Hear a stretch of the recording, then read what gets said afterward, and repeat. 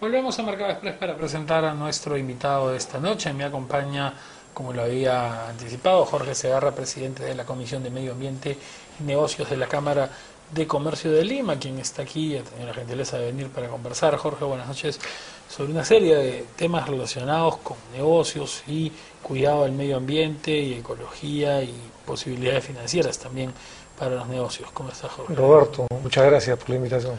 Quería comenzar preguntándote bueno, hay un concepto que creo que ya está inoculado en quienes hacen empresa, el Perú en general, tiene que ver un poco también con todo lo que se ha tocado el tema en medios en los últimos años. Hoy existe conciencia más o menos pareja de hacer negocios que cuiden o por lo menos sean armónicos con el medio ambiente, ¿no? Cada vez además la mayor posibilidad de difusión de cualquier crítica o acto que infrinja eso hace y propone una barrera natural para los negocios. Pero ¿cómo observas tú en promedio al empresario peruano en general con ese tema?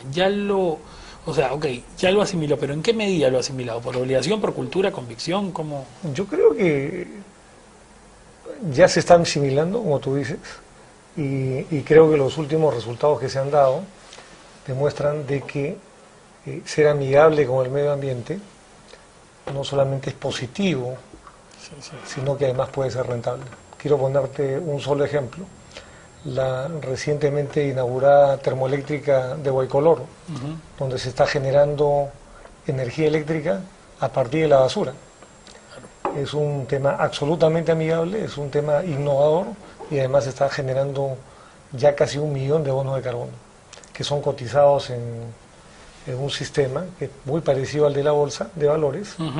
Tiene sus altibajos, pero que evidentemente también tiene su rentabilidad. Es un sistema bien interesante el de bonos de carbono, ¿no? Y en realidad yo creo, tengo entendido que ya hay muchas más empresas de las que se cree involucradas en el tema, ¿no? Sí, claro, hay pequeñas hidroeléctricas de 1 mega, 2 megas, 3 megas. Hay también ya inversiones numerosas en el tema de las energías eólicas.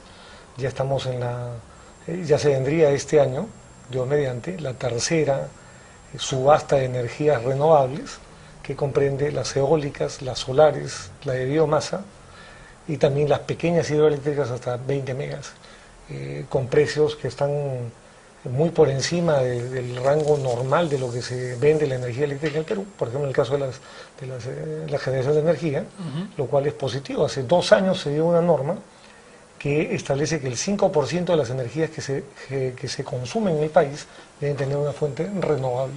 Y a partir de ahí se ha generado todo un mercado que es ampliamente rentable. Claro, y bueno, importante pues que también se pueda aterrizar en temas de costos concretos y beneficios concretos para las empresas de este tema, porque creo que es más fácil en ese caso de poder justamente, bueno, primero cuantificar y segundo poder pues asimilar, poder entender a qué va todo este mercado, ¿no?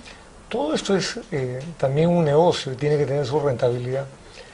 A nivel latinoamericano, por ejemplo, el Perú tiene, por lo menos en la costa del Pacífico sudamericano, tiene la preeminencia y el liderazgo, porque en Colombia o en Chile o en Ecuador e incluso en Argentina todavía no se ha dado un marco regulatorio que impulse el uso de energías renovables.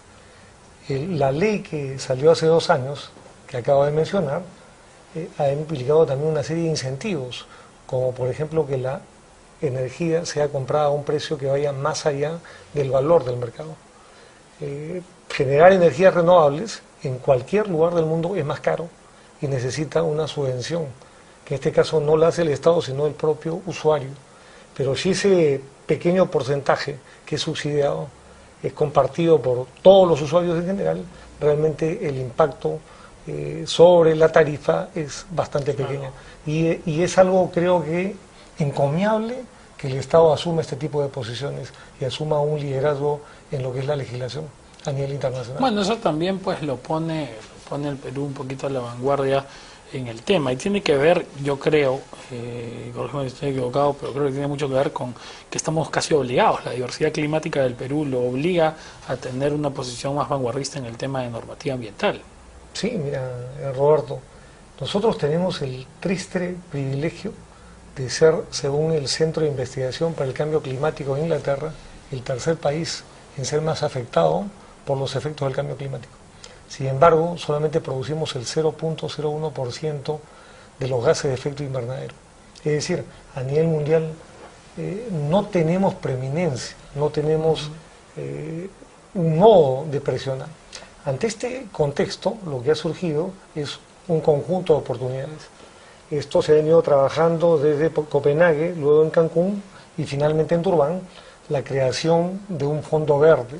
Este fondo verde debería manejar alrededor de 100.000 millones de dólares a partir del año 2020, destinado justamente a ayudar a los países que han sido más afectados por los efectos del cambio climático y también a conservar los bosques tropicales. Dentro de este contexto, el Perú, en lugar de ponerse a llorar o hacerse el desentendido con este tema, creo que tiene que asumir una posición de liderazgo. Las cosas no nos van a caer del cielo. No solamente por el hecho de decir que somos los más afectados, nos va a caer el dinero.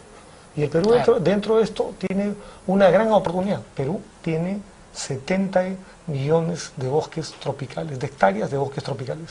Se calcula que cada hectárea de bosque tropical reduce aproximadamente 2.5 toneladas de CO2. En su conjunto, estos 70 millones de hectáreas podrían o reducen realmente al año alrededor de 170 millones o evitan que 170 millones de toneladas de CO2 sean expelidas al medio ambiente. Esto es importante, Roberto, porque hasta ahora, a través del protocolo de Kioto, el mundo lo que ha privilegiado es la gestión de proyectos, ya sea en servicios o en temas de orden industrial, que promuevan la reducción de gases de efecto invernadero dentro de las actividades del hombre. Pero no se había tomado en cuenta los mecanismos que tiene la propia naturaleza para reducir. El efecto invernadero es algo natural, existe desde siempre. Y la naturaleza, para poder regularlo, tiene sus propios mecanismos. Lo que está ocurriendo es que estos mecanismos han estado siendo destruidos. Claro. Y ahora, a partir de la creación de este fondo verde, se va a tratar de privilegiar, de rescatar estos mecanismos. Para tenerlo claro en términos de tamaño, me hablabas de el fondo que tiene 100.000 millones de dólares a partir del 2020. A partir del 2020 para los países afectados en demás. ¿Cuánto o qué parte, es un fondo mundial, pero qué parte podría aspirar el Perú a capitalizar o a canalizar hacia así y cómo? Esa es una pregunta muy importante, Roberto, y ahí el Perú debe asumir un liderazgo. Así como el Perú, que tiene enormes bosques tropicales, existen una serie de países del mundo que también lo tienen, y que son del tercer mundo, y también van a resultar afectados por el tema del cambio climático. Debe ser una competencia por fondo, ¿no? Claro que sí, pero también podemos ponernos de acuerdo, por ejemplo, con Brasil, con Venezuela, con Ecuador. Claro, con y llevar a Colombia, cabo de repente una serie de proyectos conjuntos. para poder llevar a la próxima cumbre mundial en Qatar una posición. ¿Cuál sería la posición? ¿O cuál debería ser la posición peruana? De que las toneladas de CO2 que son reducidas por estos bosques sean equivalentes a la hora de generar bono de carbono, por ejemplo, a los mecanismos de desarrollo limpio. Acá estoy viendo justo el dato de que en el 2010 el Banco Mundial estimó que el mercado de bonos de carbono alcanzó los 142.000 millones de dólares. O sea, estamos hablando de 142 versus un fondo de 100. Quiere decir pues que hay cierto equilibrio en los números, ¿no? Finalmente, para poder ya un poco cuantificar, entender cuánto está moviendo esto. Mira, si se habla de un fondo de 100.000 millones de dólares, yo no sé cuánto pueda durar el próximo protocolo, el que va a, digamos, reemplazar a Kioto, pero seguramente va a ser de 5 o 7 años. Estaríamos hablando de 700.000 millones de dólares en una bolsa mundial al cual podría, de alguna manera, el Perú tener acceso, aunque sea una pequeña porción. Sí, bueno, por supuesto. Ahora, el tema es que ese es un esfuerzo no solamente, por supuesto, gubernamental, pero también tiene que haber un esfuerzo privado. ¿Qué pueden hacer las empresas y cómo pueden colgarse, digamos, en desarrollo de proyectos conjuntos? Tú has hablado de, por ejemplo, juntarnos con otros países. Eso también lo pueden hacer las empresas, sobre todo las multinacionales. Y muchas de las multinacionales están hace mucho tiempo preocupadas por desarrollar mejores prácticas que conversen con el medio ambiente. Mira, en el fondo, el protocolo de Kioto que vence este año ha promovido ese tema, ¿no? la reducción de las empresas o la reducción en las empresas del primer mundo de su generación de gases de efecto invernadero. Por eso es que ha habido toda una estrategia global que tiene 3 puntos: el intercambio de emisiones, la implementación conjunta, que están dirigidos al primer mundo, y el mecanismo de desarrollo limpio, que está dirigido al tercer mundo, que consiste en traer tecnologías del primer mundo, actividades del tercer mundo y lograr la reducción de gases de efecto invernadero. Estos bonos de carbono que generan estos proyectos son comprados por estas empresas transnacionales en el tercer mundo, en empresas del tercer mundo, en países del tercer mundo, para poder compensar su exceso de emisiones. Entonces ya existe Claro. todo un mercado, ya existe. En el caso de los rellenos sanitarios, en los casos de estos pequeños proyectos hidroeléctricos, en el caso de estas energías eólicas, todos estos proyectos califican como mecanismo de desarrollo limpio y están generando sus propios bonos de carbono. Claro, y ahí yo siento que a ratos lo que falta es que se entienda que un poco ya es el patrón común no tanto que las empresas, porque las empresas lo hacen, pero creo que en general el público tendría que estar más consciente de todo lo que hoy día se está haciendo desde el ámbito empresarial para el cuidado del medio ambiente, ¿no?